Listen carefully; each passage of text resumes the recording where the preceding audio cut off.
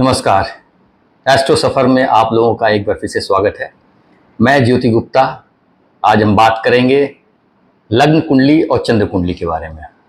मेरी वीडियो में अक्सर लोगों के कमेंट्स आते हैं कि सर हम ये लग्न कुंडली से वीडियो देखें या चंद्र कुंडली से देखें। सो आज मैं वो कंसेप्ट लोगों को बता देना चाहता हूँ कि लग्न कुंडली और चंद्र कुंडली में क्या डिफरेंस है और किस पे हमको ज़्यादा फोकस करना चाहिए।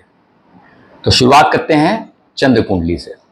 देखिए, चंद्र कुंडली जो है का मतलब ये होता है कि जब आपका जन्म हुआ है उस जन्म के समय चंद्रमा जिस राशि में बैठा होता है उस राशि से वो राशि आपका लगन बन जाती है और उसके पॉइंट ऑफ व्यू से सारी कुंडली बन जाती है। तो मतलब चंद्रमा जिस राशि में बैठा हुआ है वो आपका फर्स्ट हाउस बन जाएगा हॉरोस्कोप के अंदर, और फिर उसके हिसाब से ही बाकी हाउसेस डिस्ट्रीब्यूट हो जाते हैं। अब समझते हैं कि चंद्र कुंडली का कंसेप्ट कहाँ से आया। देखिए, चंद्र कुंडली का कंसेप्ट तब आया, आज से हजारों साल पहले चंद्र कुंडली ही बनती थी। उसका रीज़न ये था कि उस समय टाइम का ज्ञान नहीं रहता था, लोगों को घड़ियां नहीं बनी थी। लोगों को टाइम मापने का एक ही तरीका होता था, प्रहर के हिसाब से। तो एक दिन में मतलब 24 घंटे में 8 प्रहर होते थे, दिन में 4 और शाम को 4। 3-3 घंटे का एक प्रहर होता था। तो जब बच्चे का जन्म होता था तो लोग ये हिसाब लगा देते थे इस प्रहर में जन्म हुआ है। तो जब भी जो उनके राज ज्योतिष होते थे या घरेलू ज्योतिष होते थे उसके पास जाते थे वो लोग पत्री बनाने के लिए, तो ये बताते थे कि बच्चे का जन्म इस प्रहर में हुआ है। तो वो पंडित या ज्योतिष जो भी होते थे वो उस प्रहर के हिसाब से देख लेते थे उस प्रहर में चंद्रमा कहाँ बैठा हुआ है, और उस हिसाब से वो हॉरोस्कोप बना देते थे और वो चंद्र कुंडली बन जाती। अब सोचने वाली बात यह है कि चंद्रमा जो होता है एक राशि में 2.25 दिन तक रहता है। रफली जो है वो 54 आवर्स के लिए चंद्रमा जो है एक राशि के अंदर रहता है, मतलब 2 दिन और कुछ घंटे। अब किसी बच्चे का अगर जन्म होता है जिस राशि में होता है तो उस राशि में इसका मतलब 2 दिन के अंदर बहुत से बच्चे पैदा होंगे। अब कुंडली तो एक बन गई, लेकिन वही कुंडली उस बच्चे के 2 घंटे के बाद जो बच्चा पैदा होगा उसकी भी वही होगी, 6 घंटे बाद जो होगा उसकी भी वही होगी, 50 घंटे के बाद में होगा उसकी भी ये होगी। फर्क क्या होगा? फर्क होगा नक्षत्रों का। नक्षत्रों का इसलिए फर्क होता है कि एक राशि में 3 नक्षत्र होते हैं और एक नक्षत्र की डिग्री 13 डिग्री 20 मिनट्स की होती है। तो यानी एक राशि में जब चंद्रमा ट्रेवल करता है तो 2 पूरे नक्षत्र वो क्रॉस करता है और एक जो है वो 320 डिग्री का एक नक्षत्र का एक पद जो है और क्रॉस करता है वो। तो हॉरोस्कोप बताते वक्त पंडित जी ये भी देख लेते हैं कि भाई अगर ये इस प्रहर में हुआ है तो उस प्रहर में चंद्रमा किस नक्षत्र में बैठा होगा।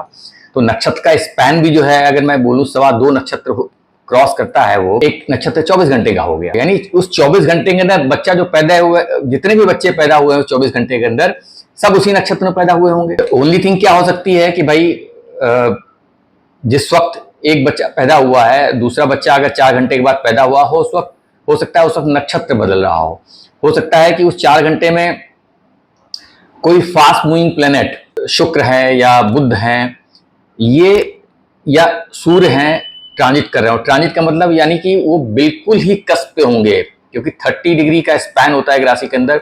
वो जिस राशि में बैठे होंगे या तो वो 29 डिग्री 59 मिनट्स और 50 सेकेंड पे होंगे, तब तो 4 घंटे में ट्रांजिट कर सकते हैं। अदरवाइज सूर्य जो है एक दिन में 1 डिग्री चलता है। तो अगर हम इसको ऐसे देखें कि अगर 29 डिग्री पे भी सूर्य है तो उसको पूरा एक दिन लगेगा 29 डिग्री कुछ मिनट का है तो उस राशि को क्रॉस करने में। तो चांसेस बहुत कम हो जाते हैं कि उस वक्त 4 घंटे के स्पैन में या 10 घंटे के स्पैन या 12 घंटे के स्पैन में या इवन 24 घंटे के स्पैन में कोई ग्रह राशि बदल रहा हो। तो चंद्र कुंडली अगर कोई बनती है तो क्या आपको बताने की जरूरत है कि उस समय अगर एक चंद्र कुंडली बनी, इवन नक्षत्र की हम बात करते हैं, तो 24 घंटे के स्पैन में जितने बच्चे पैदा हुए हैं उनकी सेम कुंडली बनेगी। बाकी बचा नक्षत्र की बात। अब नक्षत्र में भी 4 पदा होती हैं। हर नक्षत्र जो है एक 13 डिग्री 20 मिनट का नक्षत्र होता है और 3 डिग्री 20 मिनट के 4 पदा, मतलब 4 पैर उसके होते हैं।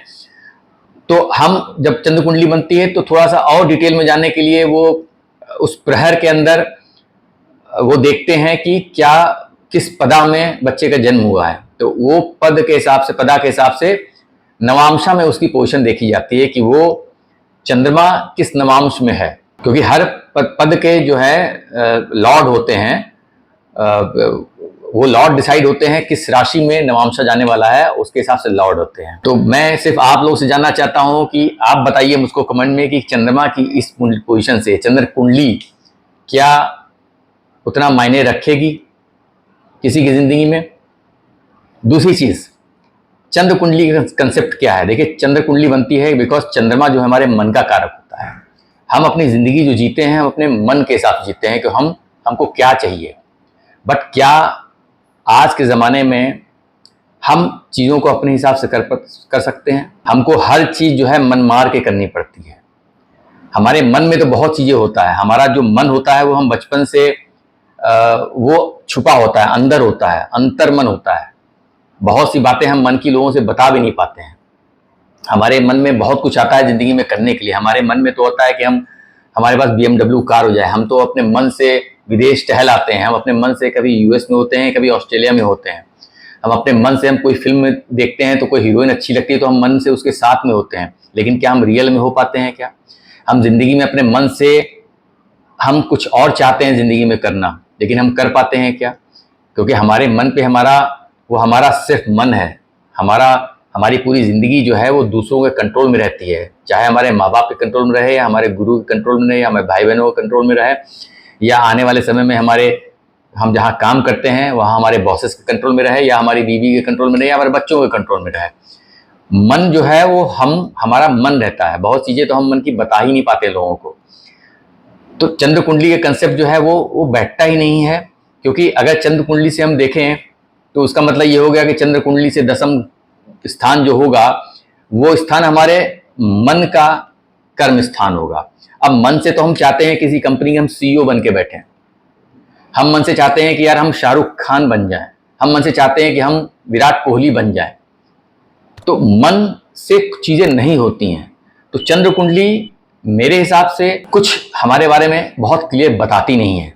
लेकिन अब प्रॉब्लम क्या है कि लोग जो है पुरानी चीजें चलती चली आ रही हैं, उस पर कोई लॉजिक नहीं लगाते हैं, सोचते नहीं, समझते नहीं कि आखिर कोई चीज चली आ रही तो उसकी वजह क्या थी।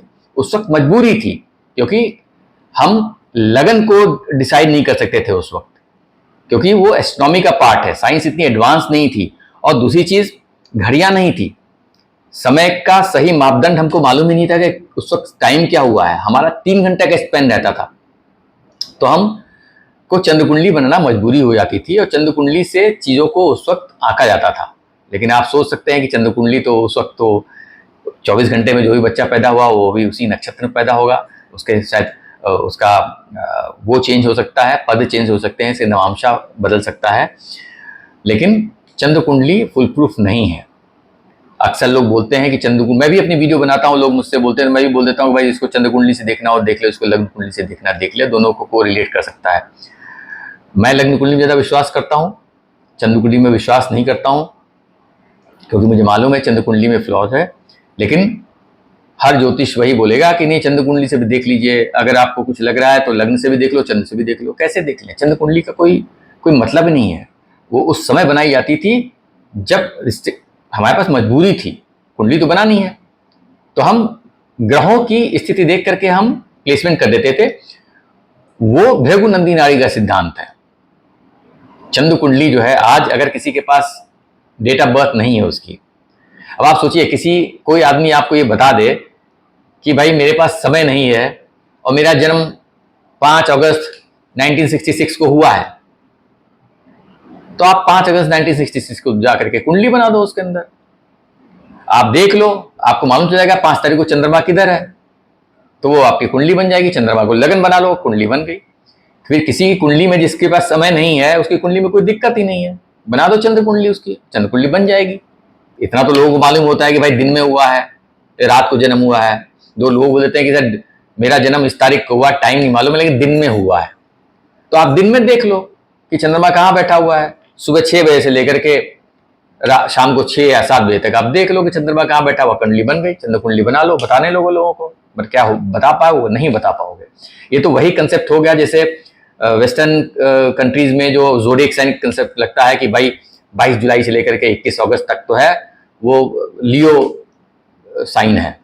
यानी कि 1 महीने के स्पैन में क्या आपको लगता है कि जितने भी लोग बॉर्न हुए होंगे 22 जुलाई से लेकर 21 अगस्त तक, सब लियो की कैरेक्टरिस्टिक्स या क्वालिटी कैरी कर रहे होंगे? पॉसिबल ही नहीं है। 1 महीने में सारे बच्चे ऐसे ही होंगे? नहीं हो सकता है। तो चंद्र कुंडली मैं उसको नहीं मानता हूं कि उस पर रिलाई करना चाहिए। अब आते हैं लग्न कुंडली पे। समझते हैं लग्न कुंडली क्या है। देखिए लग्न कुंडली, जो लग्न नाम है ना, वही इंपॉर्टेंट है। लग्न जो होता है, देखिए हमारे 24 घंटे के अंदर, एक दिन के अंदर 12 लग्न उदित होते हैं। अब लग्न क्या है? देखिए ईस्टर्न होराइजन पे अर्थ मूव करती रहती है, तो हम जिस भी डायरेक्शन में जाते हैं, क्योंकि अर्थ रोटेट करती रहती है। आज हम यहाँ पे हैं और ये हमारा ज़ोडिएक साइन है, पूरा सर्कल है पूरा। तो जब हम रोटेट करेंगे तो हमारे एंगल से हमारे जो ईस्ट होगा, अब हमारे लिए ईस्ट ये है, ठीक है, हम ये डायरेक्शन पकड़े हैं, लेकिन अर्थ तो घूम रही है और हम ऐसे जा रहे हैं इस डायरेक्शन में। सो अब ये प्लेन से, यहाँ से मीन राशि थी और हम ऐसे गए तो हमारे लिए यहाँ पे मेष राशि आ गई। सो ईस्टर्न होराइजन हमारे लिए चेंज होता रहता है, बिकॉज हम मूव करते रहते हैं। हम तो अपना डायरेक्शन ईस्ट ही पकड़ के बैठते हैं, लेकिन उस डायरेक्शन पे राशि दूसरी उदित हो जाती है। 24 घंटे में 12 राशियां उदित होती हैं, जो हमारा 12 पूरा, क्योंकि अर्थ फुल सर्किल रोटेट करती है 24 घंटे के अंदर। तो उस वक्त जो राशि उदित हो रही होती है वो हमारा लगन होती है। अब लगन, अब अगर आप 24 घंटे के हिसाब से लगाओगे तो इसका मतलब कि 2-2 घंटे का एक लगन हो गया, बट ऐसा नहीं है, क्योंकि हमारी जो अर्थ है वो पूरी राउंड नहीं है, वो एलिप्टिक है। मतलब आप उसको ओवल शेप में बैठ सकते हैं, कहीं पे ऐसे है स्ट्रेट है, कहीं पे ऐसे घूम गई है, कहीं ऐसे घूम गई है। तो लग्न जो है होता है, कोई लग्न 1 घंटे 40 मिनट का हो, कोई लग्न 2 घंटे 10 मिनट का हो, कोई लग्न 1 घंटे 50 मिनट का हो, तो कोई 2 घंटे का स्पैन होता है। बट हम एवरेज बोल देते हैं, तो 24 घंटे में 12 लगन उदित हुए हैं, तो हम बोल देते हैं कि भाई 2 घंटे का एक लगन होता है। सो यानी हम अगर 2 घंटे की ही पकड़ लेते हैं बात, तो यानी कि उस 2 घंटे में जो भी बच्चे हुए होंगे उनका सेम लगन बनेगा। अब इसको भी हमको जीरो डाउन करना है कि वो लगन जो है अगेन 3 नक्षत्र में होके जाता है, तो हम और उसको स्क्वीज करते हैं कि भाई 2 घंटे के अंदर अगर हम उसको 3 पार्ट में बांटे हैं, तो अगर हम मिनट्स में देखा जाए तो 50 मिनट में एक नक्षत्र जो है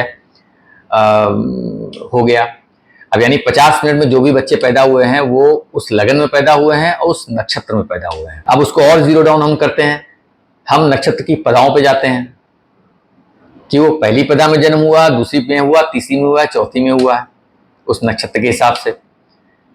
तो अब 50 मिनट को आप 4 भाग में फिर से डिवाइड कर दीजिए, यानी 10-12 मिनट, यानी 12 मिनट के अंदर जो बच्चे पैदा हुए हैं उनका जो है सेम नक्षत्र होगा और सेम पदा होगी। सो इस तरीके से हम जीरो डाउन करते हैं ताकि उसमें एरर कम हो जाए, क्योंकि हर बच्चा यूनिक है, अलग अलग समय में पैदा होता है, तो उसका फर्क पड़ता है। इसीलिए जो है और डिटेल में जानने के लिए देखिए, हम नवांश में जाते हैं तो हम 4 पदा लेते हैं, लेकिन हम दशांश में जाते हैं तो हम राशि को 10 हिस्सों में बांटते हैं। जैसे 9 नवांश होती हैं एक राशि के अंदर, इसीलिए एक नक्षत्र की 4 पदा होती हैं, दूसरे नक्षत्र की भी 4 पदा होती हैं, एक नक्षत्र की 1 पदा होती है, तो 9 में हम कवर कर लेते हैं। तो हम और डिटेलिंग में जाने के लिए हम उसको और डिविजनल चार्ट्स में जाते हैं, दशांश में जाते हैं, जहां पे हम 10 हिस्से करते हैं। D30 चार्ट में जाते हैं लोग, D60 चार्ट में भी जाते हैं, तो यानी 60 पार्ट कर देते हैं उसके, तो 30 डिग्री के मतलब हाफ ऑफ डिग्री का हम बना देते हैं। तो और डिटेल में उस बच्चे का डिटेल जानने के लिए, क्योंकि D60 तो फिर हर बच्चे का अलग ही होगा, क्योंकि 30 सेकेंड के फर्क पे जो है D60 बदल जाता है। तो यानी लग्न कुंडली जो है ना बहुत प्रिसाइज हो जाती है, और लग्न जो होता है वो बेसिकली हमको डिफाइन करता है कि हम पब्लिक के सामने दुनिया में अपने आप को कैसे प्रोजेक्ट करते हैं और बाहर की दुनिया हमको कैसे देखती है, हमारी पर्सनैलिटी क्या है, हमारा बोलने का तरीका क्या है, हमारी कद काठी कैसी है, हम कैसे चीज़ों पर रिएक्ट करते हैं, किस चीज़ पे हमको गुस्सा आता है, किस चीज़ पे हमको गुस्सा नहीं आता है, हम सेंस ऑफ ह्यूमर हमारा कितना है, हमारी बुद्धि कितनी है, ये लगन डिसाइड करता है। हम कितने करेजियस हैं, वो लगन की स्ट्रेंथ के ऊपर डिसाइड करता है। ये लग्न से कनेक्टेड प्लैनेट से डिसाइड होता है कि आदमी की पर्सनैलिटी क्या है। मन अपनी जगह पे है, लगन कुंडली में भी चंद्रमा होता है, चंद्रमा जिस राशि में बैठा होता है उस राशि के इफेक्ट उसको मिलते हैं, उसका मन उस हिसाब से बनता है। लेकिन मन के हिसाब से हम जिंदगी में कोई काम नहीं करते हैं। जैसे मैं पहले ही बता चुका हूं, मन से तो हम बहुत कुछ चाहते हैं। मन से तो हम we just want to conquer the world. मन से तो हम किसी पे गुस्सा आता है तो हम उसको मन से मार भी देते हैं, मर्डर कर देते हैं आदमी का मन से। लेकिन रियल में हम कर पाते हैं क्या? नहीं कर पाते हैं। इसलिए मेरी अपनी ओपिनियन में चंद्र कुंडली का कोई महत्व नहीं है। बट कोई एस्ट्रोलॉजर इस बात को बोलने की हिम्मत नहीं करता है, लॉजिक नहीं जाते हैं, समझते नहीं हैं। अगर आपको चंद्र कुंडली लेना है तो आप उसको मैं बोलूंगा भृगुनंदी नाड़ी का कंसेप्ट फॉलो करो। आप उसके अंदर आप भूल जाओ कौन सी राशि कौन सा लगन है, उसमें गुरु को लगन बना लीजिए, उसके हिसाब से देखिए, वो भी एक कंसेप्ट अच्छा है। लेकिन जिस तरीके से हम लोग हाउस के हिसाब से जो चार्ट पढ़ते हैं, उस कंसेप्ट के हिसाब से चंद्र कुंडली का कोई महत्व नहीं है। सो उम्मीद है कि आप लोगों को समझ में आया होगा मेरा ये एक्सप्लेनेशन। अगर किसी को लगता है कि नहीं मैंने कुछ ठीक से नहीं बताया है, या उनको समझ में नहीं आया है, या वो मेरी बात से सहमत नहीं है, कमेंट में ज़रूर बताएं। मुझे अच्छा लगेगा अगर लोग इस पर कमेंट करेंगे, मुझे बताएंगे। लेकिन कुछ भी बोलने से पहले ये आप सोच लीजिएगा कि अगर मैंने कोई चीज़ बताई है, क्या वो लॉजिकल सही है कि नहीं सही है। अगर गलत है तभी कमेंट कीजिएगा, इसलिए नहीं कि आप 100 साल से 200 साल से आपके गुरुजी ये बोलते चले आ रहे हैं, या आपके पंडित लोग ऐसे बोलते चले आ रहे हैं, आपने ऐसी सोच बना के रखी है, उससे मत जाइए। ज्योतिष में हर चीज़ लॉजिकल है। हमारे शास्त्रों में आज से 2000-3000 साल पहले जो चीज़ें लिखी गई हैं, ज़रूरी नहीं कि सारी की सारी चीज़ें आज एप्लीकेबल हों। वो एप्लीकेबल नहीं होती हैं। आपको सिर्फ बेसिक चीज़ें समझने की ज़रूरत होती है, और समझने की ज़रूरत होती है कि कोई चीज़ उस वक्त लिखी गई थी तो क्यों लिखी गई थी, उसकी रीज़न क्या थी, उसकी वजह क्या थी, उसके पीछे लॉजिक क्या था। हर चीज़ के पीछे लॉजिक है, लेकिन हम उसको समझ नहीं पाते हैं, या लोग समझना नहीं चाहते हैं उस लॉजिक को। अच्छे एस्ट्रोलॉजर्स भी जो है उस लॉजिक को इग्नोर कर देते हैं। वो बस उनके गुरु ने जो उनको सिखाया है उसी को फॉलो करने लगते हैं, किताब में जो लिखा है उसी को फॉलो करने लगते हैं। बट मुझे लगता है कि इस टाइम लोगों को समझने की ज़रूरत है कि एस्ट्रोलॉजी ऐसे काम नहीं करती है। वीडियो अच्छा लगा है तो प्लीज़ लाइक करें, लोगों के साथ शेयर ज़रूर करें, और कमेंट करके मुझे फिर से बोल रहा हूँ ज़रूर बताएं। और मिलते हैं किसी नए वीडियो में किसी नए टॉपिक के साथ में। तब तक के लिए नमस्कार।